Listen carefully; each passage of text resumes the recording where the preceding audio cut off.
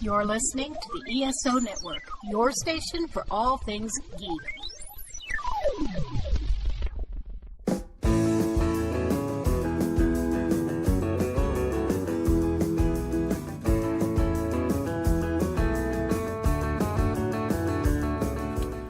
Hello everyone, welcome. I'm sorry this one came out a little late. I've been traveling for research.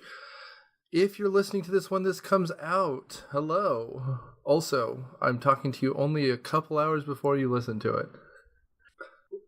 So, usually the last week of the month is when we do, of course, a TV show or a cartoon, and that last week was a switcheroo because it was supposed to be Iron Man, but we decided to switch it in advance, of course, because of the Avengers Infinity War. Last week would have been better for this episode as well, because, well, it was Earth Day last week. Doesn't make this show any better. Man, this sucks. I don't remember why I watched this. I'm going to guess because it was on is the honest answer. But I will say, it's trash. Further, if you're listening to this when it comes out, Cineprov is performing, with me included, over Captain America. And we watched Captain Planet, and so all week I was thinking of Captain America, which I'm watching the 1990 version, and that is much better than this. So, give us 5 stars on iTunes or whatever, and share us or whatever. But further, if you're in Atlanta, come see me perform with Cineprov tonight. Also, don't forget ESO Patreon. We're working on stuff for it, so tune in there. And finally, we're looking at sponsorships. So if you can think of a sponsor that would be good for us, please let us know. We'll reach out. We're starting to develop some stuff ourselves too. So, thanks. Wind, water, hot, go planet! By your powers combined, I am Captain Planet! Captain. In a world where podcasters talk about the same old pop culture topics, 2 heroes must rise to bring forth a new era of podcast entertainment. The Cigar Nerds Podcast. Movie reviews, pop culture debates, news, science, and even beer reviews. We're stranger than Stranger Things and funnier than an evil sewer clown. CigarNerdPodcast.com. We all smoke down here, Georgie. Is the thing to do. Looting and polluting is not the way. Hear what Captain Planet has to say. The power is yours! Hello, this is Nick, filling in for Scott Miller as host of Myopia Mornings, and this week we're watching everyone's favorite is a very strong word here, man. Okay, how about this? The second most ecologically based cartoon after Reading Rainbow. I'm Nick Hoffman, host of My Infinite Childhood and Riff on Cineprov, and even Daniel didn't like that joke. And on panel we have... Special guest, Matthew W. Quinn. Yeah, hello, this is Daniel, and I just want to burn down the rainforest. Burn it all down. So, originally this was going to come out the week of Earth Day, but we slotted ahead Iron Man because because the Avengers moved up. Yeah. And ironically, Scott's not hosting this because he's in nature in a national park while we were recording this because... whatever. Have you seen the pictures he's posted? Beautiful stuff. I haven't been there since I was in high school. I want to go back. Beautiful. Is he at Yosemite or Yellowstone? Yellowstone, I think. Yellowstone. I've been to both. I want to go back. I haven't been in probably 15 years. Gorgeous places. So today we're talking about 2 specific episodes of Captain Planet. But before we get too far, we usually talk about people's backgrounds. Daniel, I'll start with you this time. Did you watch this show a lot? I remember, I was aware that it existed. I remember seeing it, but it was mostly one of those things where it's like, this is on. Might as well. I don't know any better. I don't remember ever particularly liking it that much. Fair. Matt? My folks really didn't want me watching this show because it was obviously propaganda, and I remember watching it a little bit anyway, and then I started to realize how stupid it was when they had a whole, as you know, with the African kid telling people not to eat red meat. If he's from where I think he is, his whole culture is based on cattle, and here he is telling people not to eat red meat. Ted Oh. Turner, are you an idiot? Is that LeVar Burton? Yeah, LeVar Burton's character. Well, Ted Turner, the one thing that he's got still is those Montana grills. I mean, where they're serving burgers. Here's the thing. I've been always nebulous about the show. I'll admit to watching it. I forget what it was on before or after, but for whatever reason, it happened to be on before a bunch of shows I watched, maybe. Maybe, yeah, that was it. And it was always TBS, so it was on 5 minutes before everything else or whatever it was. It used to be on like the 25 and 05 or whatever it was. Like it was just slightly out of sync. Well, because the episodes are so short and they're like padded by those more you know stuff at the end, which I'll be honest, I stopped watching right when those came up. Yeah, he tossed SWAT Cat's Radical Squadron for this. Well, and the more you know thing is a government thing. During the Reagan administration, you got a tax break if you had educational programming. Right. And that's why, like, at the end of G.I. Joe, even they said, because knowledge is power. Yeah. And that's why they were talking about if there's a fire, use it stop, drop, and roll. And that meant that you could deduct from your taxes that show. Well, did the FCC still have that thing back then where you had to devote a certain amount of time in your broadcast to educational programming? Right. And that's the thing. And so the red meat thing happened in the 1990s when they were talking about how cows were blasting a hole in the ozone layer because of farts, and the fact that like one cow drank the equivalent of 3 humans worth of water in order to make a pound of beef or some stupid shit like that. It's a lot of malarkey. You and don't I mean, hear like, much about the ozone layer anymore, do you? well, because we banned the CFCs. And I think the ozone kind of healed. Yeah, it did. Well, I mean, because we did the right thing and we banned the CFCs and it went away. But like, government regulation really kind of saved the day there. Because it became a global outcry. I mean, like, to your point about propaganda, the last time I heard that, I had I had a student who said her parents wouldn't let her watch Sesame Street because sharing is a form of communism. What did your parents think of the Smurfs? I don't think they cared. Wait. An old bearded man running a commune. Okay. No. You grew up in South Carolina where people are more liberal. But in East Cobb County, there was a thing about the fact that Ted Turner was at the time married to Jane Fonda, so anything he put out was liberal. And in fact, people were boycotting the Braves during that era. I remember at one point in particular, she went to a Braves game and people threw bricks at her. I guess they weren't ready to do the workout. No, they were not. Leotard and all. I mean, if I was making a show to encourage kids to be more concerned about the environment, you could do it, just make it more subtle and less ridiculous and ham-handed. I would say more than that, make a better show. Yes. The fact it's a mediocre at best show doesn't help. All environmental shows to me come across as heavy-handed and not really thought through. I will give you one that isn't, and this is weird. I believe Ben Affleck is in it, but it's The Voyage of the Mimi. Do you remember this show? I remember that from middle school science class. I don't recall that at all. Effectively, there was an older guy who played like a professor, and there were these 2 kids. One, I believe, was Ben Affleck. And they essentially went out to sea, and they were studying the ocean. And it was like half Gilligan's Island, half Magic School Bus. But it was live action, which is important because then the production value at least has people. If you're going to go cheap, they thought animation, but you can put a dinghy out in the middle of like Lake Allatoona and make it look like you're at sea. Or just give kids, like my folks did, subscriptions to Zoo Books and National Geographic. Oh, That'll Zoo make Books. you appreciate nature. Zoo Books, there you want go. and want to save it, not And Ted Turner. large-breasted African women. That was way before my time. It was in the 80s and 90s too. So maybe your parents picked some episodes away. No, the first National Geographic I remember getting was the 50th anniversary of Pearl Harbor, and then the one about the fall of the Soviet Union. Oh, there you go. Well, I mean, I guess. yeah. I thought all the. Do you not remember the African like animals and stuff? I think I'm pretty sure all the. Or did they take those out too? No, I'm pretty sure. I'm pretty sure all that stuff was from the 70s and 80s.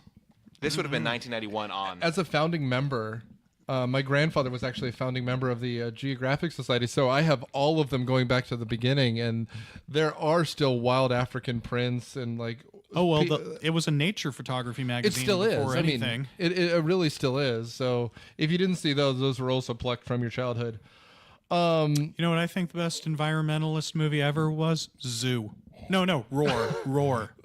You mean the guy running through the streets with buckets of pornography after his friend dies from being raped by a horse is I misspoke. I meant Roar, the movie where Tippi Hedren gets her scalp half torn off. I mean, Oh, so it's not the one about young the Heath Ledger in Ireland fighting the Romans? no, which one's that? The TV show Roar. Damn it. All right.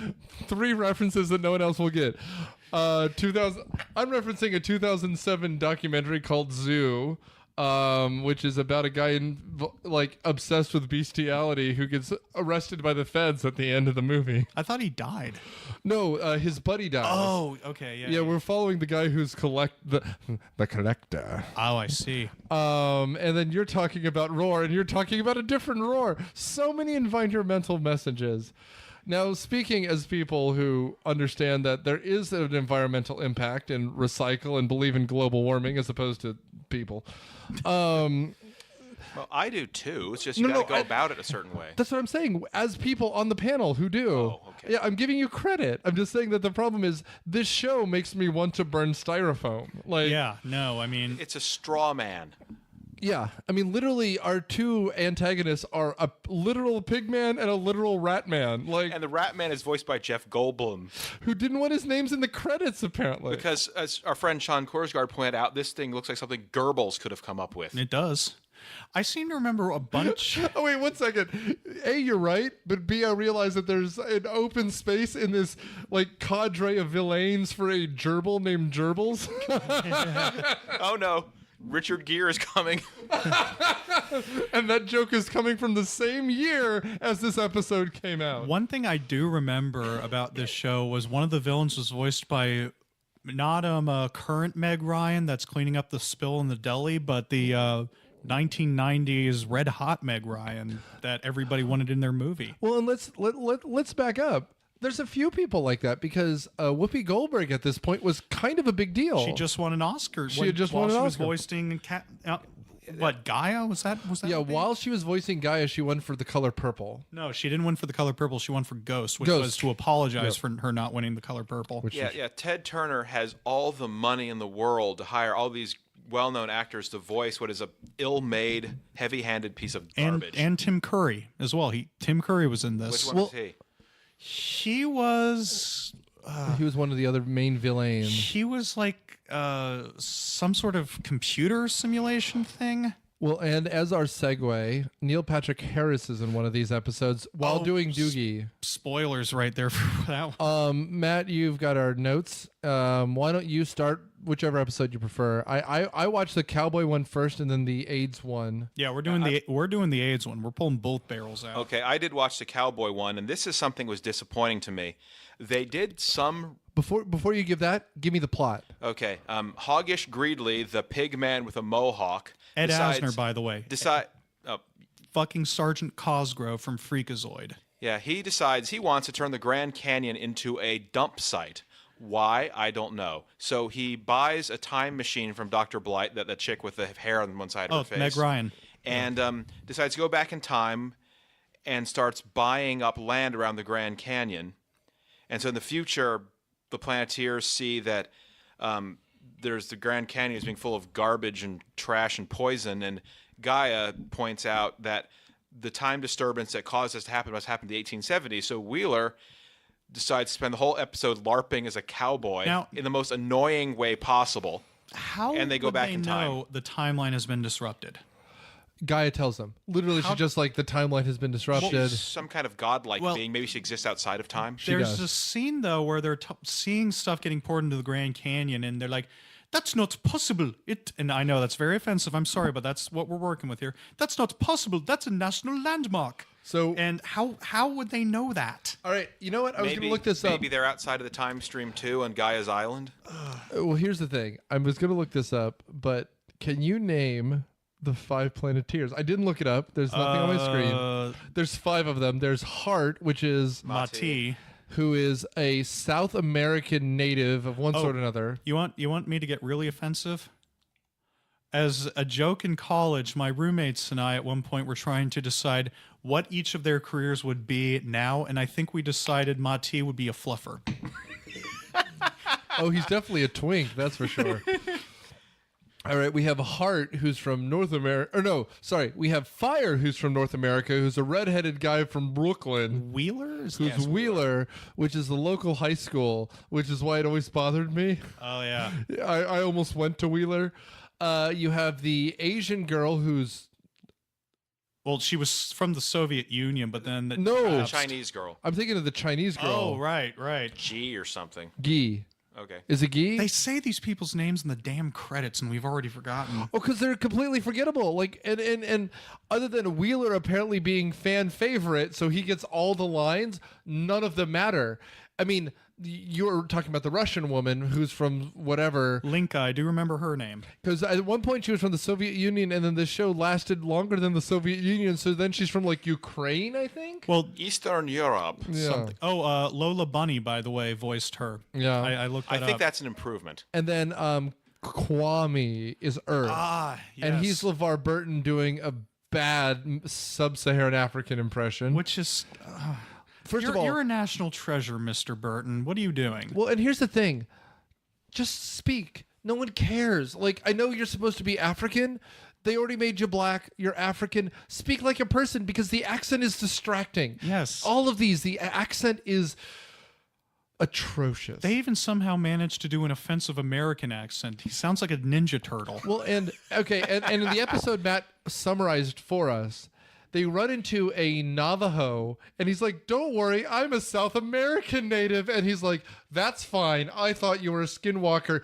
Because the guy who they hired, I assume, is an actual Native American, and he's just speaking in a normal accent, and no one cares. But the guy's going, "I am so sorry." And you're just like, are you kidding me? Like, it's every time one of the Planeteers who isn't Wheeler, who is an asshole, but at least he speaks with an American accent, is speaking, it's like you're hitting a speed bump because everyone has to stop and reassess. Like, because whatever. What's the Russian girl's name? Linka? Yeah. Linka goes, "Oh, Wheeler, what are you doing?" And you're just like, did Natasha from Rocky and Bullwinkle show up? Yes, basically. Yeah, so something they've done a little research, like some of the Russian language stuff Linka uses and some of the stuff the Navajo guy does. Show they've done a little research, but it's enough to make it the fact they didn't do very much, and that annoys me. What research are we referring to? Okay, Navajo Indians are sheep herders. Yes. And they in their mythology, there's a being called skinwalkers that are evil. But a skinwalker is like a werewolf. Yeah, I Stay know. tuned. Matt is working on a short story about skinwalkers. Actually, I read a book or two about this Native American cop solving crimes in reservations. I was in high school. Yeah, skinwalkers are kind of a mix between were animals and like wendigos, and it's kind of neat. Well, it was like a shapeshifter, wasn't it? It's like you're a witch and you do some really bad stuff to get the ability to shapeshift. So if the Planeteers are shapeshifters, that could explain why he starts freaking out them being skinwalkers, but they're not. So effectively, the plot, as Matt is alluding to, of this episode is that as they're essentially trying to stop. I keep wanting to say the name. Greedley. Yeah, they're referring to it like Horace Greeley, who was actually a big liberal guy, but whatever. Porkish pork pie. Porkish McRib is trying to buy up all the land to the Grand Canyon. You know, hearing him, just seeing that guy throughout this episode, I really wanted Cosgrove to just pull up and go, "Hey, cut it out." Yeah, that's kind of what you need, like, because that's what's essentially happening. Like Pigman is even cheating at like. Have you seen Devil's Advocate? Yeah. This hog beast is buying up all the land to the Grand Canyon. But that's what it is. Like, all he's trying to do is buy up the land to the Grand Canyon, and the Planeteers are trying to stop him. Yeah, and I don't know. Where's the time cop when you need him? What? And you have a time machine. You can do so much more than just buy the Grand Canyon and make it a toxic waste dump. Oh my God! Make a big deal about how you're trying to save the planet. You're using a time machine to dump all the garbage in the dinosaur age or something. Well, I mean, and like they're this close to having fun with it. Go ahead. What's the point? What is the point? Well, I mean, like, because pollution is bad, okay? That's it. Like, and the thing is, yes, there were companies that were trying to dump shit in the Grand Canyon, and various presidents and Congress stopped them. But like that there's no story for that. Like you almost do wish that they went back in time and tried to kill Greeley before he was born. Like that would be a story. Like there's just not a story here. Well, apparently there's this plot line where his grandfather was named Dr. Porkaloin, who became an environmentalist. The fact that you know that might be the best thing. Porkaloid? Are you kidding me? I'm just so goddamn angry right now. Was he a Jewish? Like they kicked him out for not being kosher? Because if you're Porkaloid, you can't be kosher. I don't know. I can only remember like 3 or 4 episodes of the whole show from 25 years ago. From sneaking around your parents'. No, I think at some point they just stopped caring, but I remember they didn't like the show. At some point they stopped caring? I'm sure They whatever didn't the care from the precursor beginning. was. Well, they didn't like it, but eventually decided not. They didn't think it was worth bothering, not letting me watch it. Oh, I see. Yeah. Well, I mean, this is literally the reason why someone like whatever your Rush Limbaughs don't matter, because like if you had told conservative parents just let your kids watch it, they would have been anti-environmentalist anyway. Like this is the worst garbage ever. Like this stopped. This like it was making me this close to stop caring about the environment. Have you ever seen Shortcuts? I've seen of course. Do you remember that bit when they're in that diner and Frances McDormand and Tim Robbins are there, and that kid who I think was later in Jurassic Park was like showing all his Captain Planet? You remember that bit? Yeah, of course. That's what this is. Like, God, I wish we watched Shortcuts instead. That was my whole point. Whatever. At the end of the day, the Planeteers save the fucking day. Are you surprised? No. And they teach the shopkeeper not to be a racist. Oh, and that Navajo guy becomes like some well-known environmentalist in the 19th century. Right. Which He was. He did? Yeah, that was the end of it. End. Oh. He's wearing a belt buckle that has the Captain America or Captain Planet logo. Oh, what does that guy do when he shows up? 'Cause- Captain Planet. He flies around. He saves one guy from dying, and that's kind of it. He goes, and then he also starts talking like he's seen one too many westerns, right? Hey there, partner. I'm going to put you in the Who's Gow, or maybe the Hogs Gow. Wah, wah, whackity, schmackity, no. Oh boy, fucking garbage. Regardless, I'm glad I'm not the only one dropping F-bombs on this episode. Thank you. I mean, and then at the end of the day, it does kind of become time cop-ish in that they have to get back through the portal before they get trapped in the past. Right. That's the end of it. Like that's the end of this episode. And then they do like a thing about protecting Mother Nature or whatever by reducing, reusing, and recycling. Oh, I didn't watch that. I shut well, it I mean, off. and again, here's the thing: there are issues, but this is the most ham-handed. Like, talk about the Pacific Ocean, like gyre. Talk about like anything real. Like, this is just like, what if we had filled the Grand Canyon with garbage? Talk about that barge that was actually back in the 80s that was just floating around New York and was New filled York with had trash. so much garbage they just sent garbage on a raft out into the ocean. Anything like, but this is just kind of like, I heard about something 50 years ago. Do what environmentalists used to do and complain about developing nations being exploited by already developed nations. I mean, but again, that would require literally anything. Oh yeah. Do an episode where it's got the Soviet loose nukes and they fight Bin Laden. Well, Bin Laden was our friend back when Captain Planet was being made. By 92, Reagan was out of office. He wasn't our friend anymore. But he tried to blow up the Twin Towers in 92, I think. Oh, 94 is when that 94, happened. 94, right. So by 92, he was still kind of our friend, I guess. Well, Okay, when was that someone USA Today article about him? You should have made one about Gaddafi. We didn't like Gaddafi. Oh, yeah, that's true. There you go. Okay, Gaddafi. The Transformers had an obvious Gaddafi stand-in, the guy please. from Karbamia. Carbomistan or whatever. Yes. Carbamia. So the Planeteers fight Gaddafi then. I mean, the point is loose nukes. At that point, they lost half their cast. Casey Kasem left and Frank Welker left because that's the most offensive thing I've ever heard.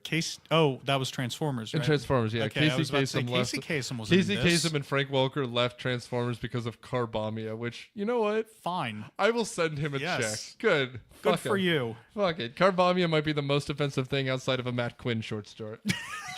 Jokes. You were like obsessed with that story, Nick.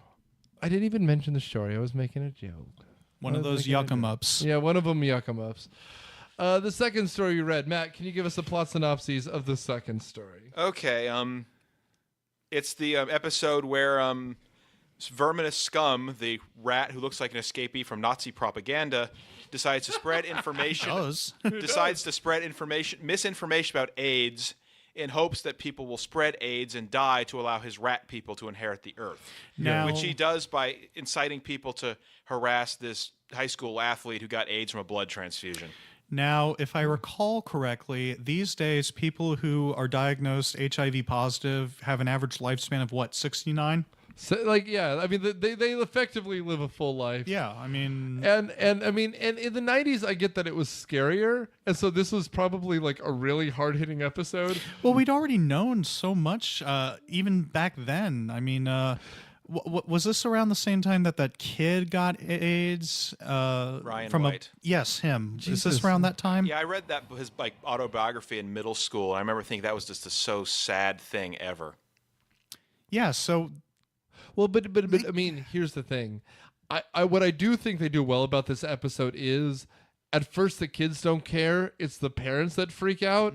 And that's kind of how all of these things go. yep. Right? Like this is the like everything. Like this is the I remember after Columbine, people being warned about like kids wearing baggy jeans Oh, yeah. and loners, even though the kids who committed Columbine were the popular kids. So like, Oh, they were bullies long beforehand. yeah, but of course, they were bullies. They weren't nerds. They weren't being picked on. They were the popular kids who had a group who hung out with them. But I remember them being afraid of bully culture and everything. And it's just parents ruin everything. Parents don't understand, as I want to say the Beastie Boys said. Yeah, and yet Ryan White, all the horrible stuff that happened to him, he was in Kokomo, Indiana. This episode looks like it takes place in Mississippi. Well, it takes place in generic South with a bunch of people who don't care to act. For example, Liz Taylor, the Elizabeth Taylor, who plays the mom. No. She is. This is literally her who's like, I'm so sorry about my fruit stand. Oh my god.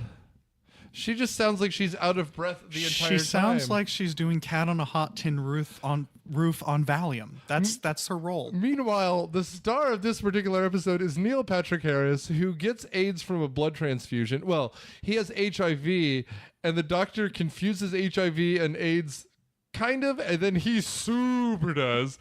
But the whole time he's like telling his girlfriend, we're going to college, and I'm gonna have sex with all these women. Yeah, women. Because Neil Patrick Harris.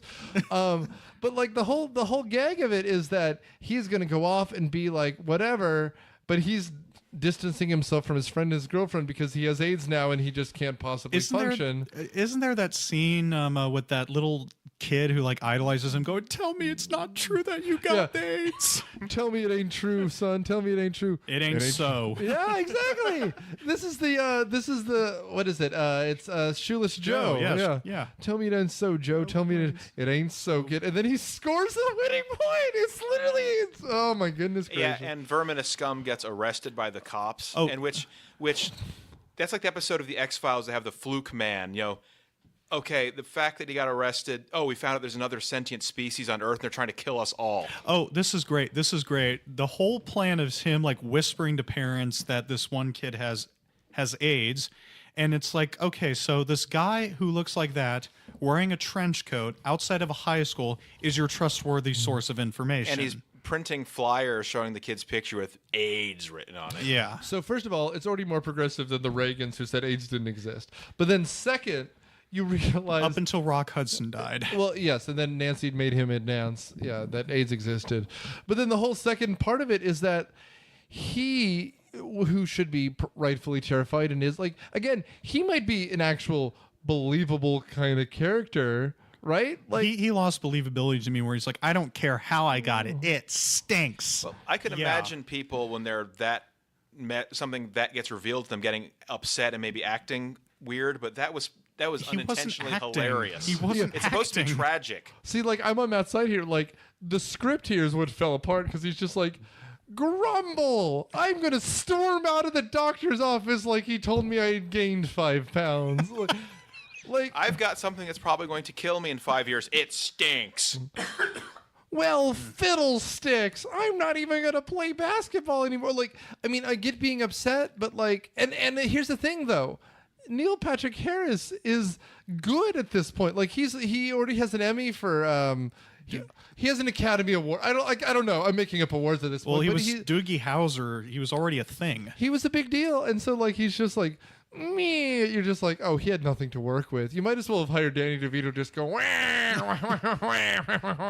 it's not as bad as casting Liz Taylor, the mostly retired Liz Taylor at this point, to just They you know what they did? talk like They brought a Rogue. microphone to her couch and just said, read these things. No, she was crashing on Michael Jackson's couch and just didn't want to get up. So So they sent an adult male to record her because everyone else was afraid to enter that room.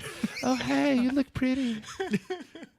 I just married a construction worker I met at rehab. I mean, you're not wrong. I mean, you're literally was not his wrong. name Stanley? No, it was Larry. Larry. I mean, she really did marry a construction worker who happened to recognize her. That's it. Done. You win. I think he has one of her Oscars still. God damn it. Here's the thing about both of these episodes. They were this close to making an impact. Like, I get it. Like, they really, at one point, more than once, were trying to sell the mineral rights to the Grand Canyon. AIDS in the 90s was a big deal that they were figuring out, and kids really did get it from blood transfusions and then were ostracized. And then, honestly, they died young. Yeah. Yeah, a whole generation of hemophiliacs died of bad factor H, they called it. Or kids with cancer. You know, like, young kids got it and died, and then the Christian community often boycotted their families and said that they were sinful for getting AIDS. It's a horrible scenario. The government denied it happened until like the 90s. Way too late. And it's awful. And yet you make a cartoon with nothing. Like, again, LeVar Burton reading a book about it and reading Rainbow would have made more impact. There are autistic kids and stepbrothers and children of divorce on Sesame Street, which makes much more impact. This is just a swing and a miss of a That coloring guy book. dying on Sesame Street Oh, made Mr. Hooper. Yes. Well, they had a Muppet with AIDS on Sesame Street. In South Africa. Yeah. They couldn't bring it here. They would have lost their fundings. A Republican senator said they'd take the funding away if they did it. But it still exists. Like, give compassion to kids who are victims of circumstance. And here it's just like, I read about this. It's literally the stereotype of the elite reading something in the New Yorker and saying someone should do something. It's those fuckers who post petition.org things and they're like, I'm going to fix this by citing my name on a spam bot website. Hey, I've actually signed a bunch of those, and every so often I get an email that says victory about how some petition actually got something done. Hooray. Hooray. Good for you. Have you found any evidence that happened, or do they just occasionally send you an email? Because I know some of those are literally spam set up by Russians. That's true. I mean, honestly, and I'm not trying to be a cynical asshole, but there's a reason why people in the street matter. And then you put about a cartoon. This cartoon is cheap. And you know why it's cheap, honestly? And like, we can do a wrap up here. It's cheap because it would not be on the air if it weren't his passion project. And since it wasn't breaking even, they took all the money out of the production budget.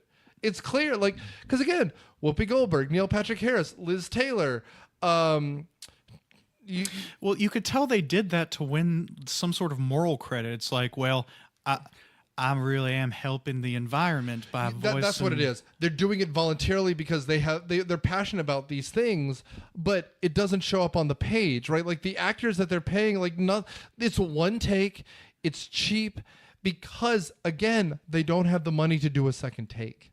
Yeah. They don't have the money to improve the animation. This is the same era as Ninja Turtles. This is the same era as Animaniacs. Yeah, man. Well, Animaniacs came right after this, and No, this lasted until '96. It did? It had 6 seasons. No. Wheel of morality, turn, turn, turn. But that's just it. You can make a message about recycling. Good for you. Make it matter. Stop recycling your animation frames, and I might listen to it more. I learned more about recycling from the Flintstones, for Christ's sake. From The Simpsons! Well, they had a TV show called Widget World Watcher, where it's like an alien teaching kids to cut up those little plastic rings so birds wouldn't get tangled in them. And I still remember that. I mean, plus it's not even that hard to do. Just cut up the darn things. In fact, for a while there, and you might remember this too, there was where Coke had like perforated edges, so when you pulled them out, they would intentionally tear. Yeah, I remember that. Yeah. And nowadays, pulling the tab that was on the side. exactly right. And now beer cans have the click-ins so that they're also completely done, and they're also completely recyclable. That's the thing. I mean, about this too is technology marched on in a lot of ways, and now we're living in an almost all digital world where, Which is a line from the first episode we talked about, where the racist South African stereotype or South American stereotype goes, the cowboy goes, "You'd think with all this technology y'all have, you could fix this," and he goes, that is some forward thinking from a future Planeteer. And we you're just like, did. Well, not entirely, but most of what they're talking about's okay now. yeah, it's okay. They're opening up some of the national parks to oil drilling this year. in fact. Okay. Well, he did maybe say not most. Maybe not this year specifically, but Yeah, Monument Valley, if you guys want to look it up on Wikipedia and Google Images, has been opened up to oil drilling. do you so. really? I just can't wait for him to like try and sell the Teapot Dome area again. A Harding joke. Very Yes. good. It's not easy to make a Harding joke. You're welcome. We've talked long enough about this bullshit. I'll go first this time. You know what? I'm going to consider Matthew as the host of this episode because you've done most of the worthwhile talking. So I'll go first. I remember watching a lot of this show. It's disappointing. I was embarrassed rewatching it. I wanted to fast forward. I didn't for this show. I unlike Daniel, I fucking watched to the end of the credits. Here's the thing. Wet your whistle. Some prat, I'm sure on AV Club or BuzzFeed, watch them all and rank them. Channel Awesome, rank them. Watch the best one. That's why we did the cowboy one. It was supposed to be the best episode. It's on Daily Motion for free. Don't bother with anything else because you'll be disappointed literally immediately. I will never. If my daughter asks me about environmental shit, I'll read the Lorax. Not the Danny DeVito movie. The Lorax made me feel things. This is garbage. Daniel, what do you got? The cowboy episode was supposed to be the best one. Yeah, that's what it said. Oh, good Lord. Well, then this had no hope. It's almost like outsider art. It's these people who had this great passion about something but didn't know how to translate it into an actual artistic point. I mean, first and foremost, I'm just going to also say that theme song you all know sucks, and it's time to admit that. But anyway, beyond that, nothing about this works. I mean, they had for all the money that these people had, for all the talent that these people had, for all of the time, well, maybe not time, but you'd figure they would have created something much better, or at least much more memorable or even worthwhile. And nothing about this is worthwhile. It's just, it's almost fascinating in how bad it is. Agreed. Matt? Give me the amount of money he spent on this, and I'll make you a show to teach kids about taking care of the environment. It'll be a lot more effective and more subtle and less annoying. And Captain Planet, put some pants on. Well, we barely even talked about him, did we? Because he doesn't matter. Yeah, he doesn't. One of my favorite episodes, which you didn't talk about, is about the LA riots. And he shows up, gets shot, and then leaves the episode. He loses. Do you remember when that gangbanger just did the world a service? He shot Captain Planet. He's awful. You should see the Funny or Die sketch with Don Cheadle as Captain Planet fighting people. Or the Robot Chicken one with Ted Turner as Captain Planet going around and just hitting Punching people, yeah. All right, and since I'm going to plug the next episode, I have the simplest plug of all. It's going to be, it's cool. So tune in next month when we do another episode of Myopia Mornings. Hopefully Scott will be back in the hosting chair. And tune in next week and every future week when we put another piece of your past on trial. And actually, appropriately enough, next Myopia episode is actually not too far from a Captain Planet episode done right. So tune in then. Bye, guys. Thanks. Wind, water, go planet! By your powers combined, I am Captain Planet. Captain Planet. Myopia Defender Childhood is a member of the ESO Network and produced by Dude Letter Podcasting. It is hosted by Nick Hoffman. It is edited by Nick Hoffman and Candace Burns. The theme song is Caroline by the Serenaders, and their music is available on Amazon. Please rate and review us on iTunes, Stitcher, or wherever you get your podcast. And tune in next week when we put another little piece of your past on trial. Thanks.